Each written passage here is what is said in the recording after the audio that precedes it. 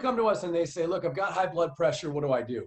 First thing you got to understand is in America, our idea of high blood pressure is completely normal in other countries. So, and not all, but in some other countries, everyone has, in every medical community, there is its own standard. And frankly, our standard keeps changing. Since I was in college, it's changed at least twice, I think 3 times. Welcome to another episode, My Gut Loss. Today we've got a special guest. He's founder of his own company dealing with training. As you can see, he's wearing the t-shirt PPT. Val, what's up? Thanks for being here today. Thank you very much, Travis. It's good to be here, buddy. I'm looking forward to this. You say that some of your clients have been able to eliminate the need for medication. So give us an example of that and explain how that was possible. Yeah, the answer to that really depends on the medication and the health problem. So I'll pull an example then. We've had blood pressure is a common one. Mm-hmm. People come to us a lot with blood pressure. And I'm going to use the car example again, if that's all right, Travis. No problem, man. No problem. Cool. It's probably the best analogy I have on this. People come to us and they say, look, I've got high blood pressure. What do I do? First thing you got to understand is in America, our idea of high blood pressure is completely normal in other countries. So, and not all, but in some other countries, everyone has, in every medical community, there is its own standard. And frankly, our standard keeps changing. Since I was in college, it's changed at least twice, I think 3 times, of what we call hypertension. Say it again? I was not aware of this. Oh yeah. In fact, Germany's changing things recently, but a few years ago, maybe 5 to 10 years ago, I remember doing one of my late nights of heavy research, and I found that what we call stage 2 hypertension, I believe, again, this was a little while ago, it's changed now, but our stage 2 was their normal. So here, we're medicating at stage 2 for sure. And there, doctors were going, you're fine. I could have that a little bit wrong, but I'm pretty sure it was a few years ago. So, and by the way, they have better cardiovascular health outcomes than we do. So if someone is to say, before anyone hears what I just said, before they say, well, wait a minute, Val, you guys are healthier than they are. Not on cardiovascular health outcomes, at least not last time I checked. So that, at least at that time, they were getting better longevity from people in terms of cardiovascular health while we were medicating more.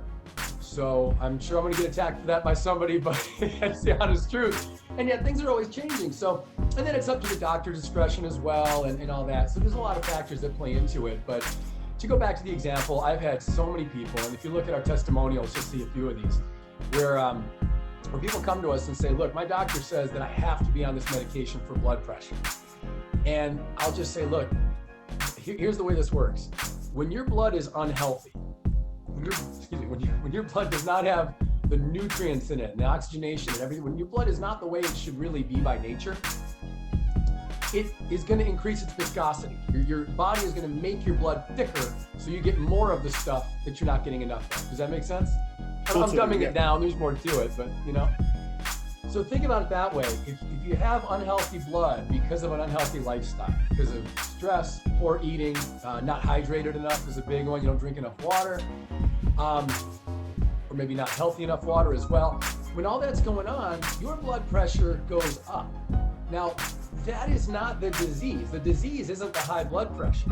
That's how we treat it in Western medicine. We act like, oh, that's the problem. But the high blood pressure is the warning light on your car that says check engine. So the problem isn't the check engine light. You're not going to put a piece of tape over the light and say, there you go, man, I'm good now. I got the tape covered. It's not going to work. That's not the point. The problem isn't the light. The problem is the engine issue behind it.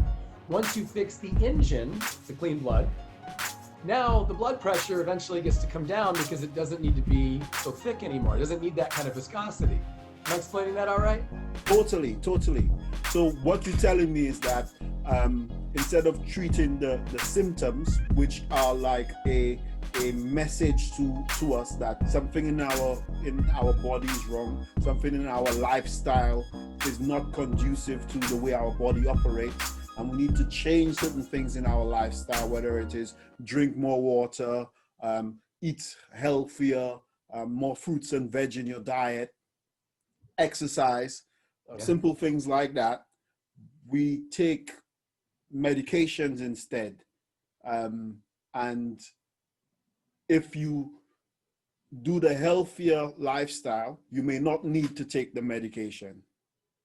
Yeah, a lot of times, and I certainly never want to sound like I'm diagnosing, but when people come to us and say, in fact, we had a few physicians come to us, they're physicians themselves, and they say, my doctor has told me that I need to be on medication.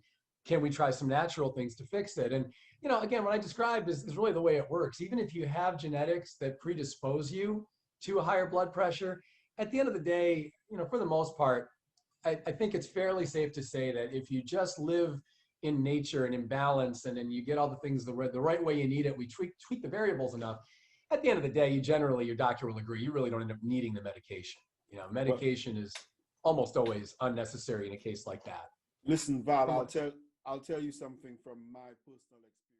Thanks for watching this video. If you've got any questions that you'd like our experts to answer, please leave them in the comments below.